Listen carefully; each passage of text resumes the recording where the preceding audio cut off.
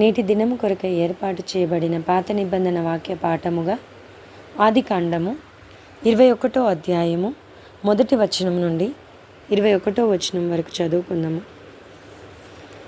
యెహోవా తాను చెప్పిన ప్రకారము షారాను దర్శించెను. యెహోవా తానిచ్చిన మాట చొప్పున షారాను గూర్చి చేసెను. ఎట్లనగా, దేవుడు అబ్రహాముతో చెప్పిన నిర్ణయ కాలములో షారా గర్భవతి అయి అతని ముసలితనమందు అతనికి కుమారుని కనెను.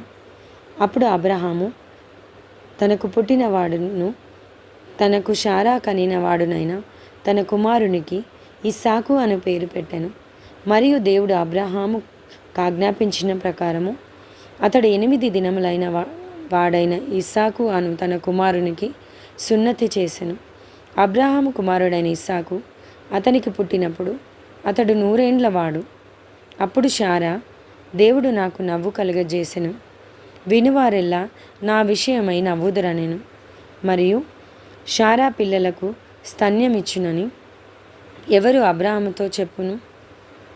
నేను అతని ముసలితనమందు కుమారుని కంటిని గదా అనెను. ఆ పిల్లవాడు పెరిగి పాలు విడిచెను. ఇస్సాకు పాలు విడిచిన దినమందు అబ్రహాము గొప్ప విందు చేసెను. అప్పుడు అబ్రహామునకు ఐగుప్తురాలైన హాగరు కనిన కుమారుడు పరిహసించుట షారా చూచి, ఈ దాసిని దీని కుమారుని వెళ్ళగొట్టుము, ఈ దాసి కుమారుడు నా కుమారుడైన ఇస్సాకుతో వారసుడై ఉండడని అబ్రహాముతో అనెను. అతని కుమారుని బట్టి ఆ మాట అబ్రహామునకు మిక్కిలి దుఃఖము కలుగజేసెను. అయితే దేవుడు, ఈ చిన్నవాని బట్టియు నీ దాసిని బట్టియు నీవు దుఃఖపడవద్దు. షారా నీతో చెప్పు ప్రతి విషయంలో ఆమె మాట వినుము. ఇస్సాకు వలన అయినదియే నీ సంతానమనబడును. అయినను ఈ దాసి కుమారుడును నీ సంతానమే గనుక అతనికి కూడా ఒక జనముగా చేసేదనని అబ్రహాముతో చెప్పెను. కాబట్టి తెల్లవారినప్పుడు అబ్రహాము లేచి హాగరును నీళ్ల తిత్తిని తీసుకొని ఆ పిల్లవానితో కూడా హాగరునకు అప్పగించి ఆమె భుజం మీద వాటిని పెట్టి ఆమెను పంపివేశెను. ఆమె వెళ్ళి బెయేర్షెబా అరణ్యంలో ఇటు అటు తిరుగుచుండెను.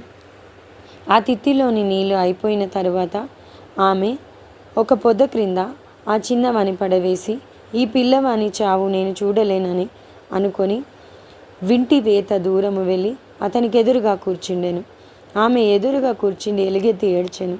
దేవుడు ఆ చిన్నవాని మొరను వినెను. అప్పుడు దేవుని దూత ఆకాశం నుండి హాగరును పిలిచి, హాగరు, నీకేమి వచ్చినది? భయపడకుము. ఆ చిన్నవాడున్న చోట దేవుడు వాని స్వరము విని ఉన్నాడు.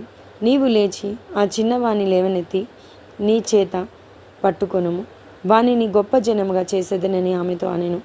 మరియు దేవుడు ఆమె కన్నులు తెరిచినందున ఆమె నీళ్ళ ఊట చూచి వెళ్ళి ఆ తిత్తిని నీళ్లతో నింపి చిన్నవానికి త్రాగనిచ్చాను.